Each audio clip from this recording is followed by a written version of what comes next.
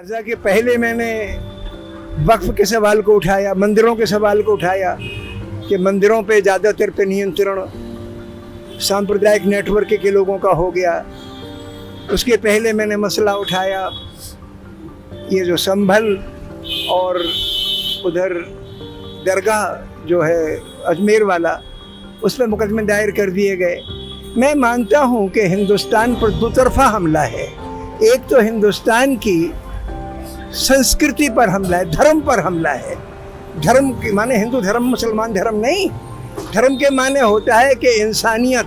अभी 15 अगस्त को भी आप एक उपवास पर थे राजघाट पर। जी जी, वहाँ कुछ पुलिस वाले आ गए थे, वीडियो आपका मैंने देखा। तो क्या था पूरा मामला?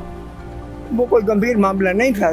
उससे सिर्फ इतना था कि राजघाट पे हमने लोगों से अपील की कि अपने घरों में उपवास करो, लेकिन मैंने कहा था कि मैं राजघाट पे बैठूंगा 12 बजे से 6 बजे तक, ताकि जिसको मिलने आना चाहे मिलने आ जाए। तो जब हम राजघाट पे बैठे तो हम राजघाट के एकदम बाहर थे, पूरे परिसर के एकदम बाहर, मेन गेट से बाहर एक तरफ जहाँ झाड़ियाँ हैं, झाड़ियों में नीचे हमने इस साइज़ के, इससे थोड़ा दोगुने साइज़ के 5 पोस्टर लगा रखे थे जिस पे लिख रखा था स्वाधीनता दिवस उपवास, गाज़ा में, गाज़ा पर भूख नरसंहार बंद हो। 3 तो ये थे, एक पे लिखा था नफरत छोड़ो और एक पे लिखा था हिंसा हुकूमत का औजार है, अहिंसा जनता का। इतना सा था किनारे पे। 5:45 बजे सिपाही आ गए, गले इसको हटाओ। मैंने कहा अभी बात कर रहा हूँ, थोड़ी देर में हम वैसे जाने वाले हटा लेंगे, लेकिन फिर आ गए।